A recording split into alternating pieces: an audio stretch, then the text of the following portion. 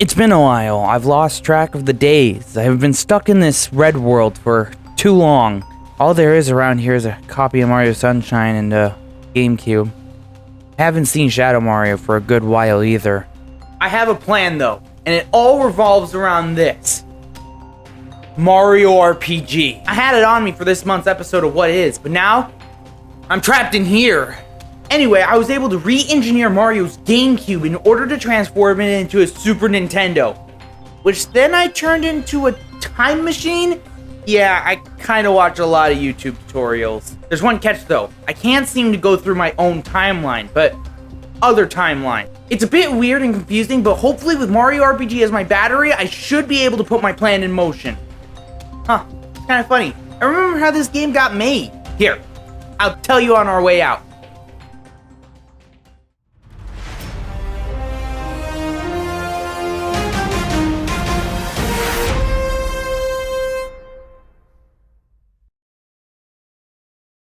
I guess I'll see you guys on the other side.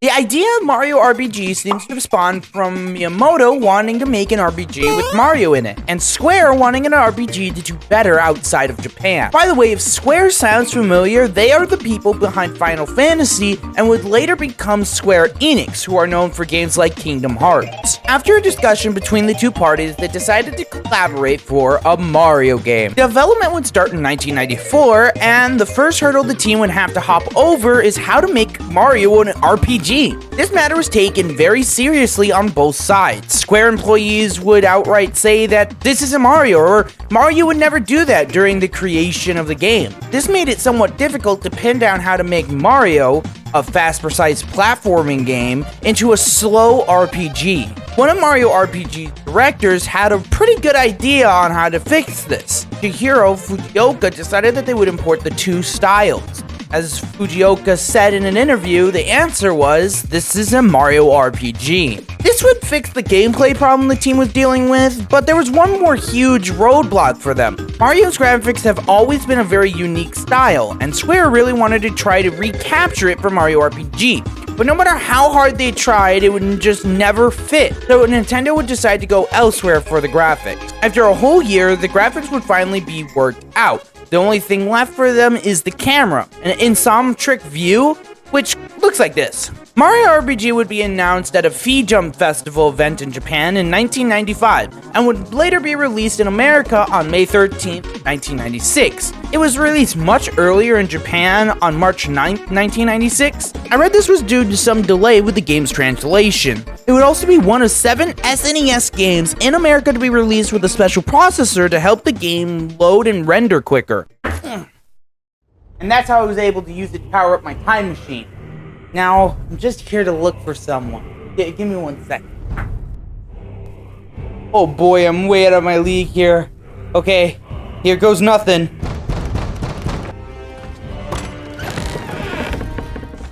Hey there, buddy! Leave my home. Wait, no, I really need your help! Fine. Alright then, let's get out of here. Mario RPG has its ups and downs, and one of its downs is the graphics. They don't look horrible, but compared to games like Super Mario World and other SNES titles around this time, it's not the best. Overall, the colors feel a little washed out to me, and sometimes just dull. Although I do feel like they nailed Mario's style very well. The colors may not pop like other Mario games, but it fits in with the Mario world overall, and doesn't feel out of place. Like, here's a carrot. Why is there a carrot here?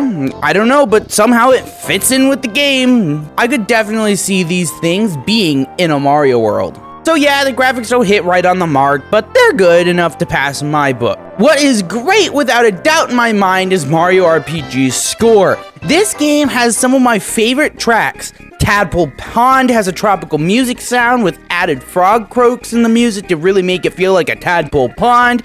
Boss music can get you really into fights, and this track is my #1 for random humming tunes. Mario RPG knows how to get serious too, with slow emotional tracks that really help propel the story beats and really get you to feel for these characters. I don't know what law there is to make RPG music so great, but I'm all for it. Speaking of characters, Mario RPG has some of the best original characters in the Mario franchise that we will probably never see again, sadly. Unless two pals want to come back for a reunion tour, please? Anyway, Mallow the tadpole, who looks nothing like a tadpole, and Geno, the other guy everyone wants in Smash. At least he got a me costume.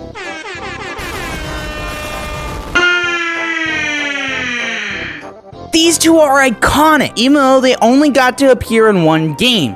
Mallow has a fun, fluffy design which helps push his caring nature, while Geno has a great stoic hero-like design with a cool cap and cape that helps show that he is on a mission. But that's all I'm gonna say right now. We'll talk about them more later. I just wanted to mention them here because I felt like it would be a crime not to. Ugh.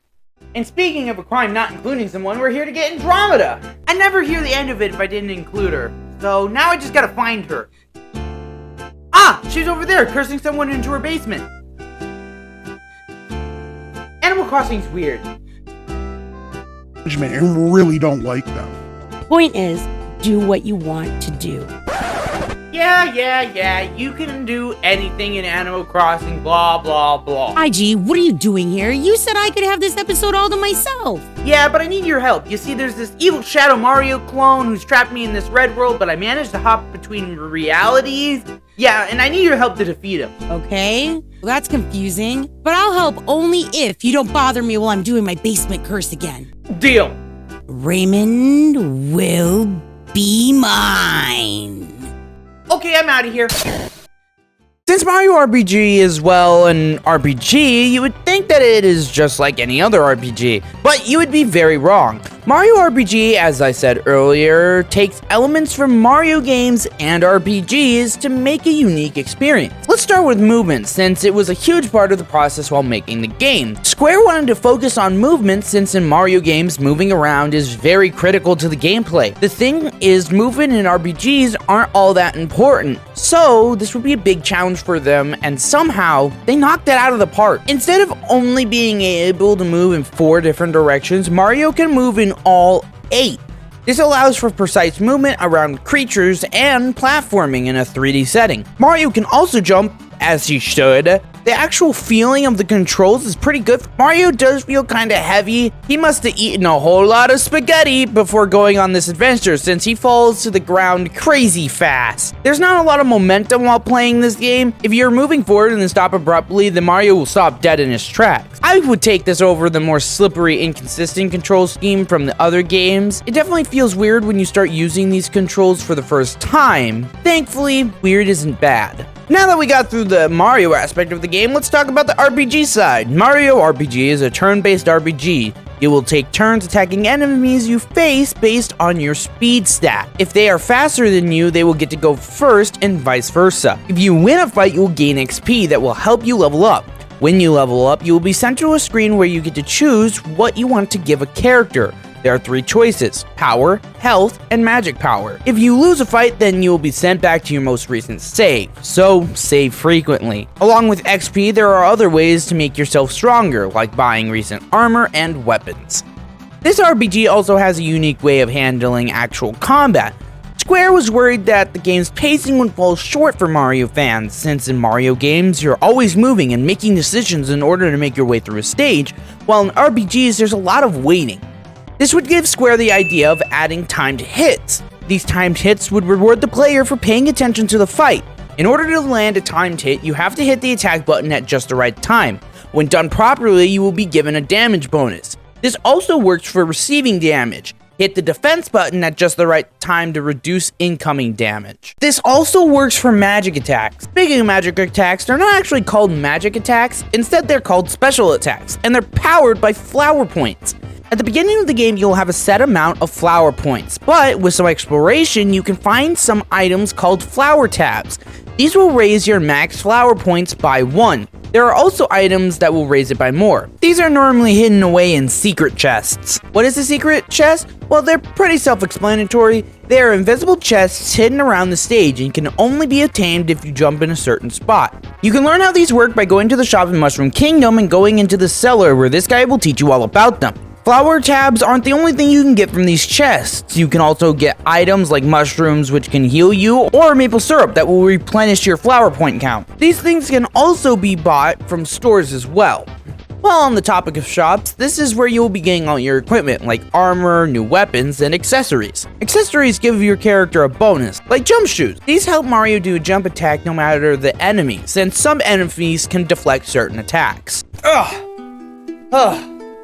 Well, that's about it for Mario RPG's gameplay. There's a lot more I didn't mention, but that's because we're here at our next location. This next warrior we're gonna recruit is a fierce fighter. He even scares me a little bit. But thankfully we're good buddies ever since we took down that predator in the jungle. Ah, right over there. Hey, Toby! To be honest, Toby, not the best. I'm in quite a pickle and could really use your help. Yeah. So what do you say, buddy? We go back at it again? Alright, nice. Time to get going, Toby. Mario RPG, like Mario Sunshine, somewhat breaks the mold from Mario's story. Mario RPG starts out with Peach being kidnapped by Bowser, like in other Mario games, and Mario sets out to save the princess like he's done before. When arriving at the castle, Mario beats up Bowser, and right before he frees the princess, a loud crash hits the castle, sending Mario flying all the way back home. After brushing himself off, Mario quickly rushes back to Bowser's castle, where there is now a huge sword claiming the castle as Smithy's now. He then called Mario an intruder and starts breaking the bridge to make sure no one can get in. Mario, with no other choices, heads home to the Mushroom Kingdom where Toad is waiting for Peach. Mario explains what happens in a fun little presentation that is used multiple times throughout the game. They both decide to inform the Chancellor of the current situation. After informing him, the Chancellor asks Mario to go out and look for the princess. After a couple of concussions, Mario agrees to head out. While on his way out, a purple croc steals a coin from an interesting looking individual. With his coin being stolen, he begins to cry, and at the same time rain starts falling. Mario comes over to cheer him up and decides to help him look for his stolen coin. We ask local toads what they know, and we find out that this guy has a freaking bazooka! Not much later, we find the purple croc, we beat him up and get our coin back. Mallow, happy with Mario's help, joins the party. Mallow also gives us the tips on where to head next. So, we head out to Tadpole Pond. But first, we need to check in with the Chancellor. When we arrive at the Mushroom Kingdom, it's overrun with Shy Guys. We soon find out that it's because of this sword-looking guy called Mac. He's apparently evil, so Mallow and I kick his butt and take the star that he was hiding.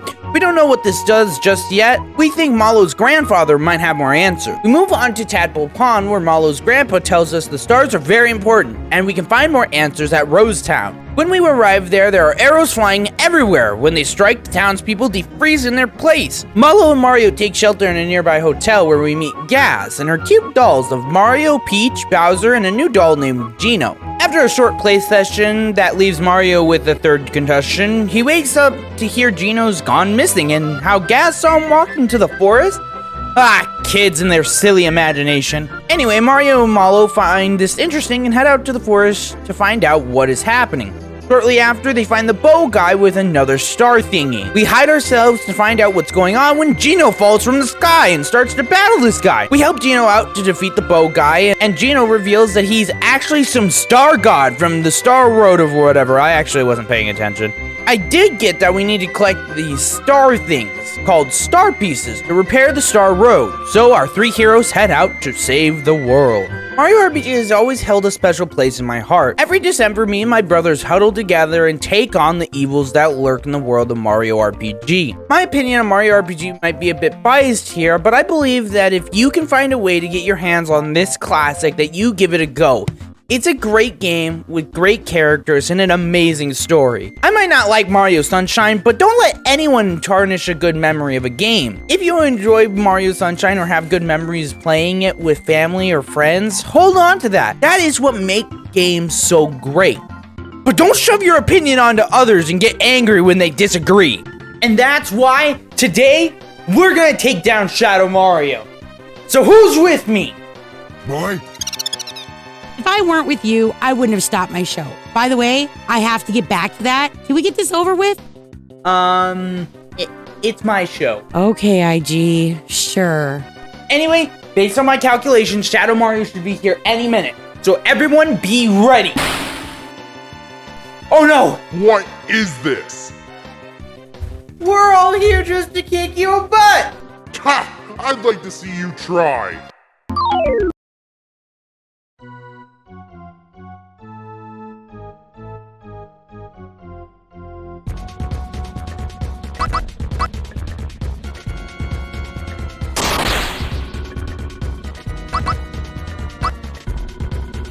Boy.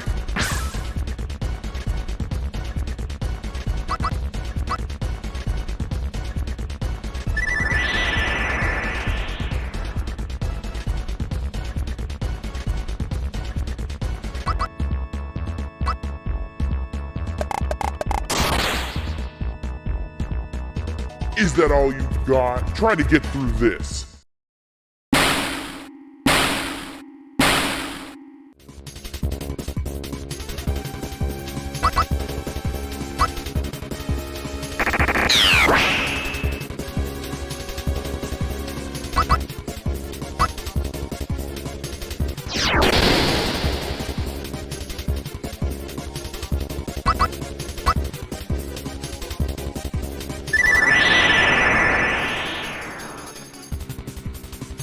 Never was a hat person.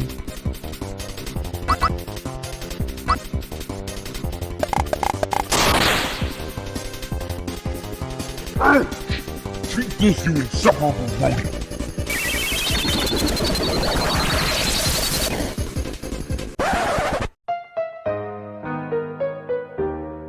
No, Toby! I'm sorry. I should have been better to you, old friend. You were the best squirrel that anyone could have asked for. You rest easy now, buddy.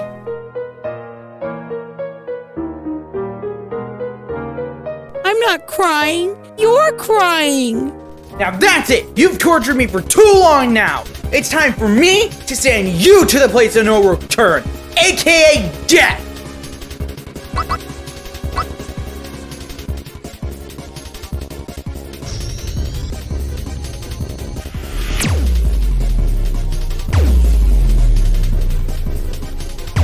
No, this can't be happening. You can't win. Oh!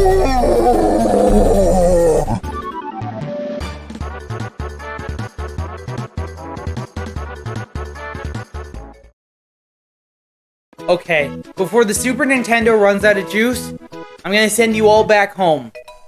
Good luck, IG. I'm going back to be a star.